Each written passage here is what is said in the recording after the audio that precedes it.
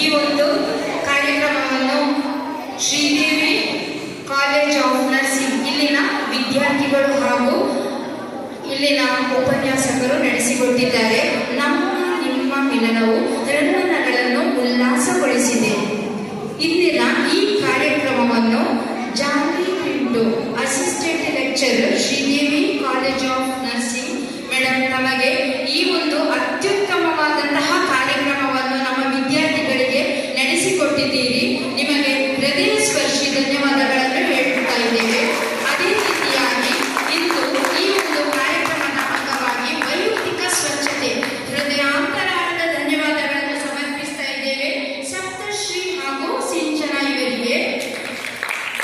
ಇನ್ನೊಂದು ಕಾರ್ಯಕ್ರಮ ಇಲ್ಲಿ ಮಕ್ಕಳಿಗೆ ಮನೋರಂಜನೆ ನೀಡಿದ್ದು ಅದು ಸ್ವಚ್ಛತೆಯ ಬಗ್ಗೆ, ಕರಗಳ ಸ್ವಚ್ಛತೆಯನ್ನು ಯಾವ ರೀತಿಯಾಗಿ ಹಮ್ಮಿಕೊಳ್ಳಬಹುದೆಂಬುದರ ಬಗ್ಗೆ, ಸ್ವಚ್ಛತೆಯ ಬಗ್ಗೆ ಅದ್ಭುತವಾಗಿ ನೃತ್ಯ ಪ್ರದರ್ಶನ ನೀಡಿರುವಂತಹ ಸಮೂಹ ನೃತ್ಯಗೈದಿರುವಂತಹ ಸರ್ವ ವಿದ್ಯಾರ್ಥಿಗಳಿಗೂ ಹೃದಯ ಸ್ಪರ್ಶಿ ವಂದನೆಗಳನ್ನು ಸಲ್ಲಿಸ್ತಾ ಇದ್ದೇವೆ.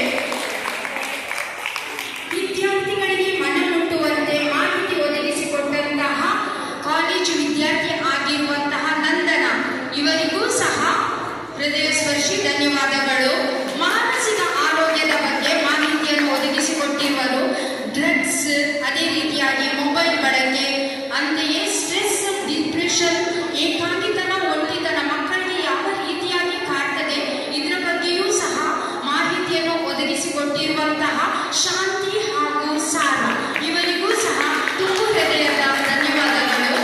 ಅಂತೆಯೇ ಇಂದಿನ ಈ ಕಾರ್ಯಕ್ರಮದಲ್ಲಿ ಅತ್ಯದ್ಭುತವಾಗಿ ರಸಪ್ರಶ್ನೆಯನ್ನು ನಡೆಸಿಕೊಂಡಿರುವಂತಹ ಪವಿತ್ರ ಇವರಿಗೆ ಹೃದಯ ಸ್ಪರ್ಶಿ ಧನ್ಯವಾದಗಳನ್ನು ಸಮರ್ಪಿಸ್ತಾ ಇದ್ದೇವೆ. ಇದು ನಮ್ಮ ವಿದ್ಯಾರ್ಥಿಗಳಿಗೆ ತುಂಬಾ ಖುಷಿ ಕೊಟ್ಟಿದೆ. ಯಾಕಂದ್ರೆ ರಸಪ್ರಶ್ನೆಯನ್ನು ಅವರು ಕೇಳಿದ್ದಾರೆ. ಅದೇ ರೀತಿಯಾಗಿ ಆ ರಸಪ್ರಶ್ನೆಗಳಿಗೆ ಉತ್ತರವನ್ನು ಹೇಳಿದಂತಹ ವಿದ್ಯಾರ್ಥಿಗಳಿಗೆ ಚಾಕೊಲೇಟ್ ಅನ್ನು ಕೊಟ್ಟಿದ್ದಾರೆ ಅಲ್ವಾ? ತುಂಬಾ ಖುಷಿಯಾಗಿದೆ.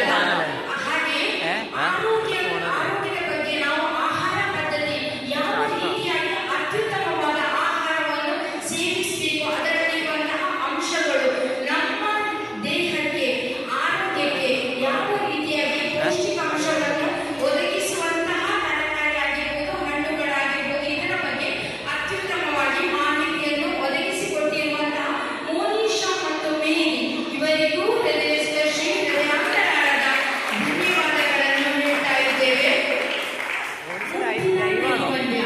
ಇದು ಪ್ರತಿಯೊಂದು ಮಕ್ಕಳಿಗೆ ಇದರ ಅರಿವು ಇರಲೇಬೇಕು.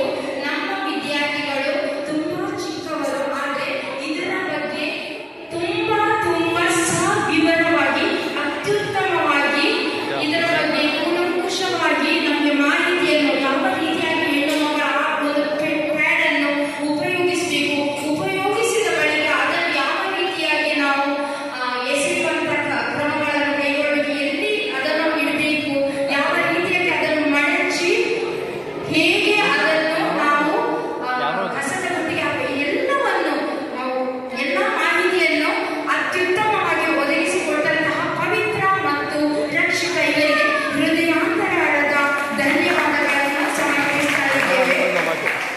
ಅದೇ ರೀತಿಯಾಗಿ ಇಲ್ಲಿ ನಾಲಿಗೆ ಉರುಳುವಿಕೆಯ ಒಂದು